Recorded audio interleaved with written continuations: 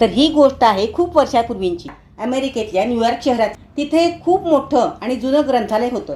रोज सकाळी ग्रंथालय उघडण्यापूर्वीच तिथे एक भारतीय तरुण विद्यार्थी येऊन उभा राहायचा. ग्रंथालयाचं दार उघडलं की तो तरुण तडक आपल्या ठरलेल्या जागेला जाऊन बसायचा आणि मग रात्र होईपर्यंत तो तरुण एकाग्रतेने वाचन करायचा. आपल्या आजूबाजूला कोण येतंय कोण जातंय याचं त्याला जराही भान नसायचं. तो तरुण म्हणजे दुसरं तिसरं कुणी नसून आपले लाडके डॉक्टर भीमराव आंबेडकर. त्या काळी डॉक्टर आंबेडकर अमेरिकेतल्या कोलंबिया विद्यापीठात शिक्षण घेत होते.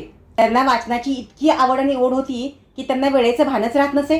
ग्रंथालयात जो शिपाई होता त्याला या मुलाचं खूप नवल वाटायचं. तो बघायचा की दुपारच्या जेवणाच्या सुट्टीत सगळे बाहेर मजेत जेवायला जायचे. हा मुलगा मात्र आपली जागा सोडायचं नाही, फक्त वाचन आणि वाचन.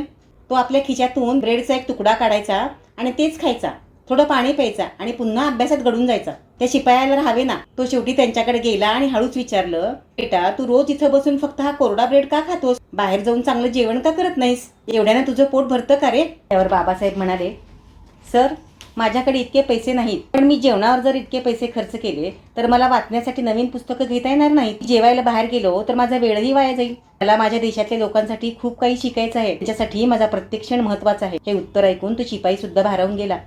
त्याला समजलं की हा मुलगा कुणी साधासुद्धा नाहीये, तर हा एक ग्रंथप्रेमी महामानव आहे. हा प्रसंग फक्त एक गोष्ट नाहीये, तर ती बाबासाहेबांच्या संघर्षाची एक ओळख आहे. तुम्हाला माहिती आहे का, न्यूयॉर्कमध्ये असताना बाबासाहेबांनी त्यांचा PhDचा अभ्यासक्रम फक्त 2 वर्षात पूर्ण केला, जे पूर्ण करायला इतर विद्यार्थ्यांना 4-5 वर्ष लागायची. प्रसंगी त्यांनी आपल्या पोटाची भूक मारली, पण ज्ञानाची भूक कधीच कमी होऊ दिली नाही. याच कष्टाच्या जोरावर त्यांनी पुढे जाऊन अनेक मोठ्या पदव्या मिळवल्या आणि आपल्या भारताचं संविधान लिहिलं. त्यांनीच आपल्याला शिकवलंय, शिका, संघटित व्हा आणि संघर्ष करा.